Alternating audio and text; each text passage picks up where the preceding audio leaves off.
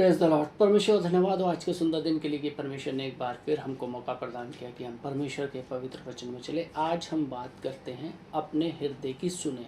अक्सर हम लोगों की सुनते हैं, लेकिन हमें अपने हृदय की सुननी है। आनंद से भरा हुआ हृदय चुंबक के समान होता है, जो जीवन का मार्ग निर्देशित करता है। व्यक्ति को कठिनाइयों का सामना करने पर भी उस मार्ग पर चलते रहना चाहिए। यदि हम देखें इफिसियों 3 बाब और उसकी 12वीं आयत में वचन कहता है, जिसे हमको उस पर विश्वास करने से साहस और भरोसे के साथ परमेश्वर के निकट आने का अधिकार है। आप शायद इस वाक्य से परिचित हैं। अपने हृदय से सत्य रहें। हम अपने जीवन को उलझन युक्त बनाते हैं और उसका एक कारण यह है कि हम दिशा बदल लेते हैं और जो हमारे लिए महत्वपूर्ण है उसे नज़रअंदाज करते हैं।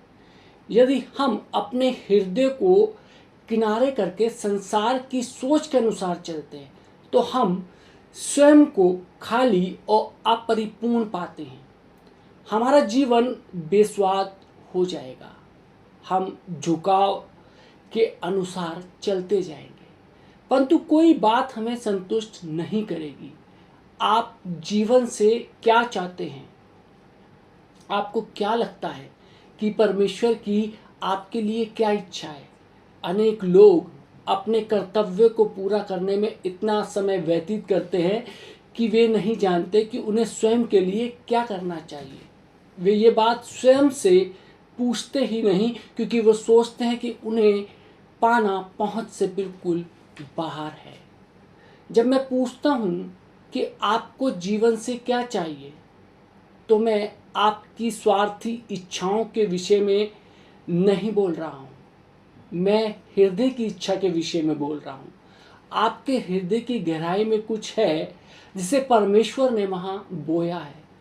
हर एक को कुछ ना कुछ करने के लिए बुलाया गया है और उसके लिए उसे तैयार भी किया गया है, और उस हर एक में से आप भी शामिल हैं।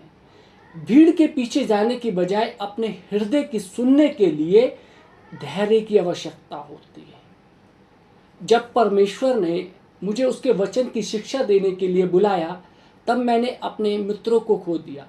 मेरे लिए तो आज भी यह बहुत बड़ा आश्चर्य है कि मैंने भीड़ के पीछे जाने की बजाय यीशु मसीह के पीछे चलना स्वीकार किया।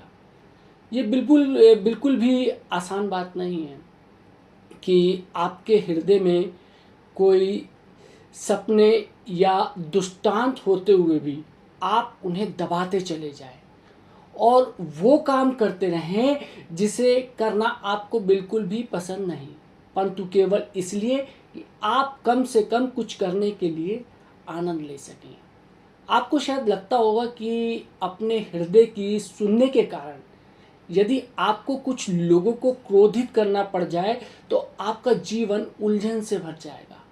परंतु सत्य तो यह है कि यदि आप हृदय से परमेश्वर की आज्ञा का पालन का सरल और सुलभ जीवन जीना चाहते हैं तो आपके लिए अपने हृदय की सुनना अत्यंत आवश्यक है। और दूसरी चीज़ है कि लोग क्या सोचते हैं इसकी चिंता ना करें। व्यक्ति की प्रतिष्ठा वो होती है जो लोग उसके विषय में सोचते हैं।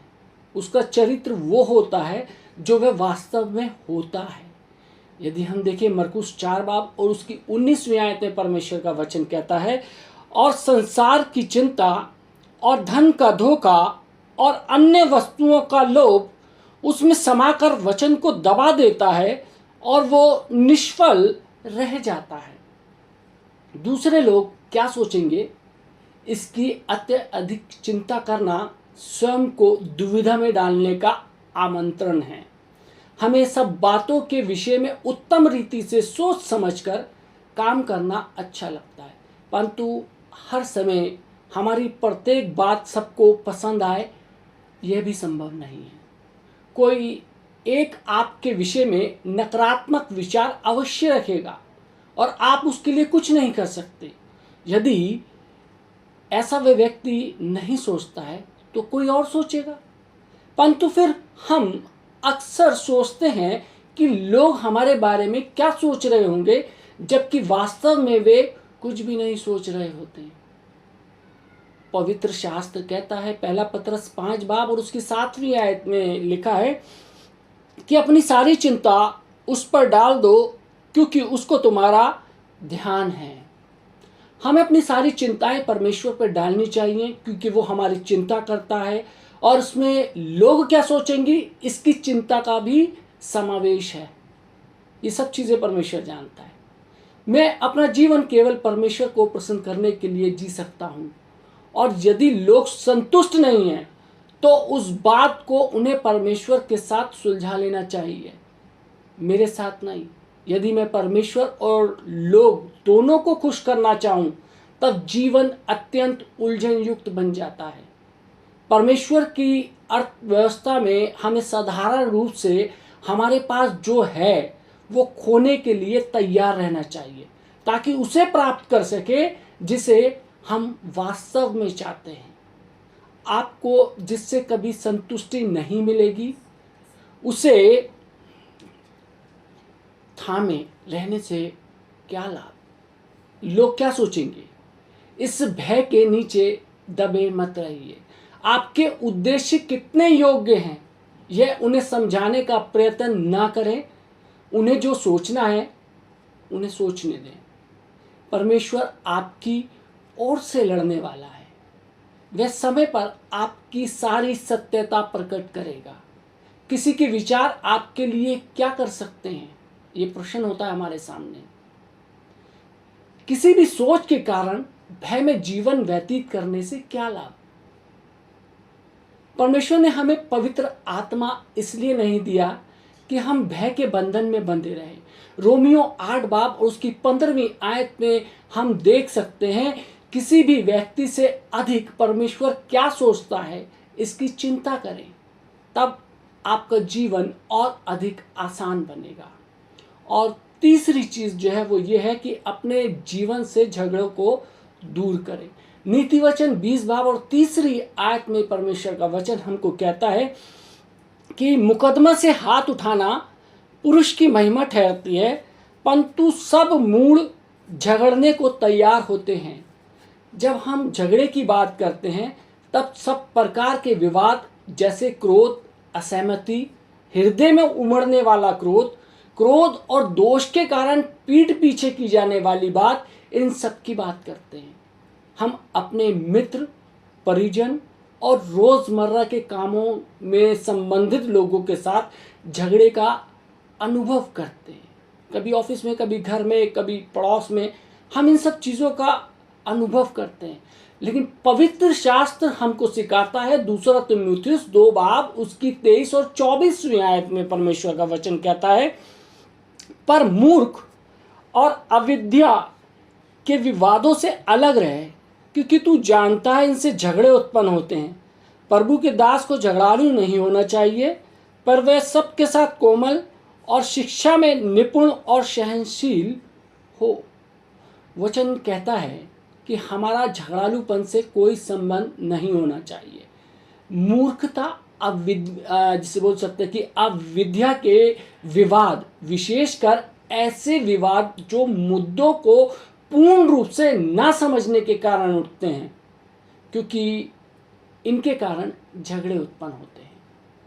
अपने जीवन से विवाद और संबंधों में तनाव दूर रखने के लिए हमें ऐसी बातों से दूर रहना या उसे टालना चाहिए जो तनाव उत्पन्न करती है और झगड़े का कारण बनती है। हमारा मानवीय स्वभाव जो हमेशा मैं सही हूँ की भावना रखता है, अक्सर हमें झगड़े की ओर ले जाता है। इन विवाद और झगड़ों की बातों को अपने जीवन से दूर रखने के लिए अपने आप को यह बता रहे हैं कि चाहे हम जानते हैं कि हम सही हैं, फिर भी हमारे गलत होने की संभावना हो सकती है। सही होना हमेशा उच्चता की बात होती है। हम सही हैं यही सिद्ध करने के प्रयत्न में हम अनेक समस्याएं उत्पन्न करते हैं, और फिर अंत में क्या लाभ प्राप्त होता है? इससे हमें शारीरिक संतुष्टि तो मिल सकती है, परंतु परमेश्वर ने हमें शांति बनाने के लिए बुलाया है। झगड़े की उस परिभाषा को फिर एक बार देखते हैं। विवाद, गुस्से में बुड़बुड़ाना, गुस्से में बातचीत, हृदय में उमड़ते रहने वाला क्रोध, इन सब के कारण हमें जीवन उलझन युक्त लगने लगता है। परंतु शांति जो सरल और मधुर है, झगड़े के कारण हमारी आशीषें बाधित होती हैं और हर प्रकार की समस्या को आमंत्रित करती हैं। झगड़ा हमें कमज़ोर बनाता है, परंतु सहमति हमारी सामर्थ्य को बढ़ाती है। जैसे एक पुरानी कहावत है, एकजुटता में हम स्थिर रहते हैं, लेकिन विभाजित होने पर हम गिर जाते हैं। अगली बार जब आप किसी से विवाद करते हैं, तब एक क्षण रुककर स्वयं से पूछें कि जिस बात पर विवाद कर रहे हैं, क्या वे आपकी शांति नष्ट करने के योग्य है? सोचिएगा जरूर। और चौथी चीज है, सकारात्मक बने। नकारात्मक व्यक्ति को प्रत्येक अवसर में कठिनाइयां दिखाई देती हैं, परंतु सकारात्मक व्यक्ति को प्रत्येक कठिनाई में अवसर दिखाई देता है। इफिसियों 4 बाब और उसकी 23वीं आयत में वचन कहता है, और अपने मन के आत्मिक स्वभाव में नए बनते जाओ। सकारात्मक होना हमारे द्वारा किया गया चयन है। ये वो स्वभाव है जिसके साथ जीने का निर्णय हम लेते हैं और उसके द्वारा परमेश्वर के लिए हमारे जीवन में कार्य करने के द्वारा द्वार खुल जाते हैं। परंतु हमारे सामने इससे विपरीत होने का भी विकल्प है। हम नकारात्मक होकर शैतान के लिए हमारे जीवन में कार्य करने के लिए द्वार खोल सकते हैं। जब हमारे चारों ओर का वातावरण नकारात्मकता से भर जाता है, तब वह हमारे हृदय में भारीपन की भावना और बोझ उत्पन्न करता है, जिससे हम उठना नहीं चाहते। आपकी स्थिति चाहे नकारात्मक क्यों ना दिखाई देती हो, उसके विषय नकारात्मक बनने से उस स्थिति को ठीक करने में सहायता नहीं होगी। क्या आपकी समस्या वास्तव में आपकी समस्या है, या फिर उस समस्या की ओर देखने का यह दृष्टिकोण है आपका? जैसे ही हम नकारात्मकता को अपने दृष्टिकोण का भाग बना देते हैं और केवल उसी दृष्टिकोण में सब कुछ देखते हैं, तब हम अपना आनंद और शांति खो देते हैं। नकारात्मक व्यक्ति को परमेश्वर की ओर से कोई उत्तर प्राप्त नहीं होने वाला है, इसलिए वे उलझन में पड़ जाते हैं कि अब क्या करें, और फिर सब कुछ गलत से गलत और बिगड़ने की स्थिति में चला जाता है। तो फिर क्यों ना हम स्वयं की ओर आसपास सभी की स्थिति की सकारात्मकता को देखने में सहायता करें। आप जिस वातावरण में रहते हैं उसे सकारात्मकता में बदल सकते हैं, और उसका आरंभ आप अभी से कर सकते हैं। आपने जो सारी प्रार्थनाएं परमेश्वर से की है, उन सब के उत्तर देने की प्रतीक्षा परमेश्वर कर रहा है, और वो चाहता है कि आप विश्वास के दृष्टिकोण में रहें, अपने आप से बातचीत करें और स्वयं को यह बताएं कि नकारात्मक होना हमें कोई लाभ नहीं देगा। फिर जो कुछ निरुपयोगी है उस पर अपना समय क्यों व्यर्थ गवाते हैं? जीवन के उज्ज्वलता की ओर ध्यान केंद्रित करें, और आपको जो सबसे अच्छा प्राप्त होगा उसे देखकर आप स्वयं चकित होंगे। और 5वीं बात जो है वो ये है कि जो काम आप अच्छे से नहीं कर पाते उसे करना छोड़ दें। नीति वचन 3 बाब और उसकी 6ठी आयत में कहता है कि उसी को स्मरण करके सब काम करना, तब वह तेरे लिए सीधा मार्ग निकालेगा। जब अक्षमता और निपुणता की बात आती है, तब क्या आपको लगता है कि आप दूसरों के स्तर तक नहीं पहुंच सकते? क्या आपको लगता है कि आप दूसरों से कमज़ोर हैं? कोई भी व्यक्ति जो अपने जीवन को सरल बनाना चाहता है, उसे अपने गुणों यानी कि सामर्थ्य के लिए अपना 80% समय देना चाहिए, जो काम अच्छी रीति से नहीं कर पाते हैं। उसे करने का प्रयत्न छोड़ देना चाहिए। हम किसी भी फल प्राप्ति से प्रोत्साहित हो जाते हैं, इसलिए जब हम वो काम करते हैं जिससे हमें लगता है कि असफलता मिलेगी, तो वो ही करते रहने से हमें जीवन का आनंद लेने का कोई प्रोत्साहन नहीं मिलता। यदि कोई और व्यक्ति किसी एक काम को बहुत निपुणता से करता है, इसलिए आपको भी उसे वैसे ही करने की आवश्यकता नहीं है। परमेश्वर आपको यह सिखाना चाहता है कि आप उस व्यक्ति के समान नहीं हैं। इसका अर्थ ये नहीं कि आप में कुछ कमी है, जो काम आप अच्छे से नहीं कर सकते उसे करने का प्रयास बंद करें। लोग क्या कहेंगे, इस बात की चिंता करना बंद करें। यदि हम सभी एक ही काम करने में निपुण होते तो इस संसार में बहुत सारी आवश्यकताएं कभी पूरी नहीं होती। परमेश्वर हम सबको भिन्न भिन्न कार्यों के लिए तैयार करता है और हम प्रत्येक अपनी क्षमता और निपुणता के साथ जब मिलकर काम करते हैं तब उसकी इच्छा को पूरी करते हैं। और छठी बात जो है, अत्यधिक तर्क करना छोड़ दें।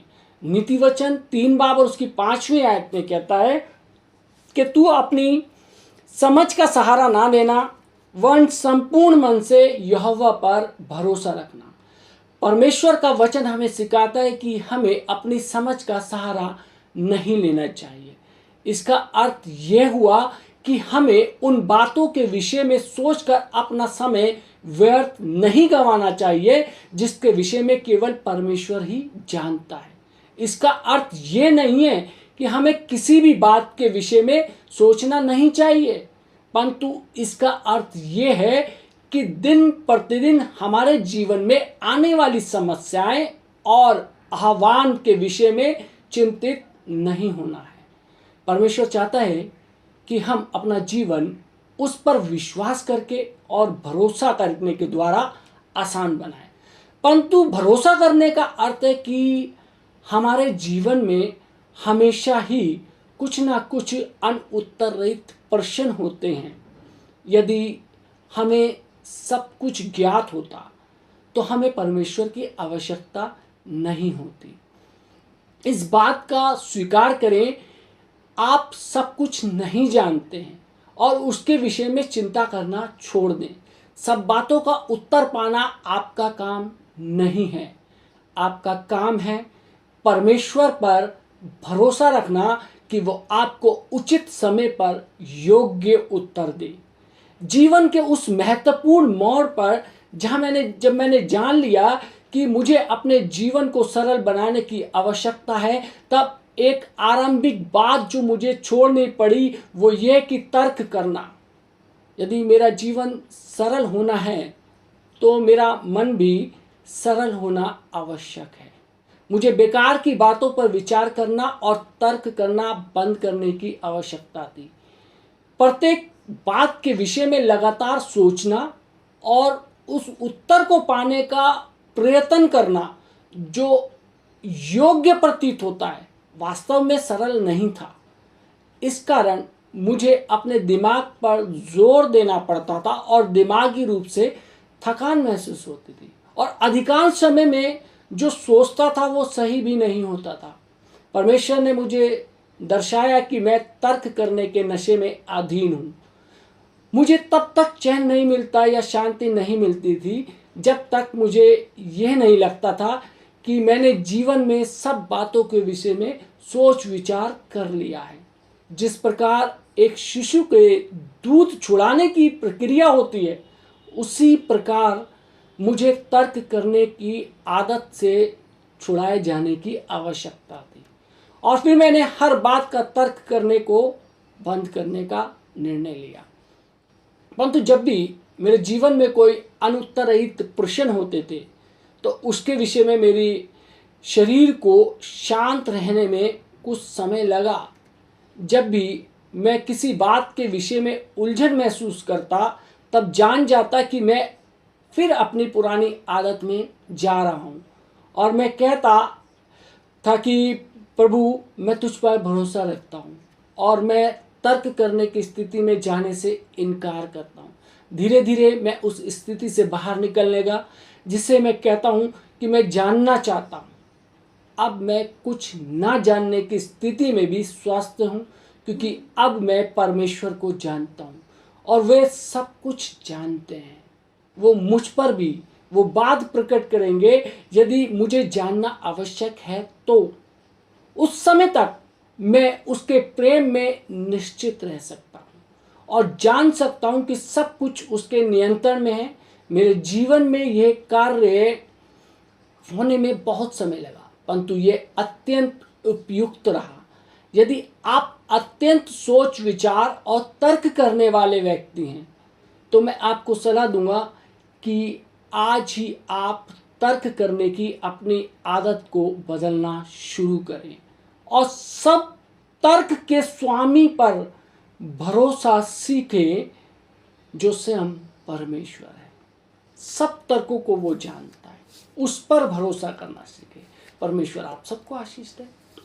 आइए हम दुआ मांगें। महान सामर्थ्य पिता परमेश्वर, धन्यवाद देते हैं आज के सुंदर वचन के लिए। खुदावन परमेश्वर आपने हमको दिया परमेश्वर, इस वचन के माध्यम से परमेश्वर हमने सीखा कि हमने अपने जीवन के अंदर तर्क नहीं करना है। प्रभु जी, हमने अपने जीवन के अंदर उन बातों को नहीं लेकर आना जो हमारे को विचलित करती है, परेशान करती है। प्रभु जी, आए प्रभु जी तुझसे दुआ मांगते हैं जितने भी लोग परमेश्वर प्रभु जी आज इस बुरी आदत के अधीन है परमेश्वर, तो उनकी तमाम उन बुरी आदतों को छुड़ा परमेश्वर, उनकी तर्क करने की आदत को छुड़ा परमेश्वर, तुझ पर भरोसा करने वाले हो सके, तुझ पर विश्वास करने वाले हो सके। जितने लोग परमेश्वर ये वचन सुन रहे हैं परमेश्वर, उन पर और उनके पूरे परिवार पर प्रभु जी आपकी आशीष हो, यीशु मसीह के नाम से।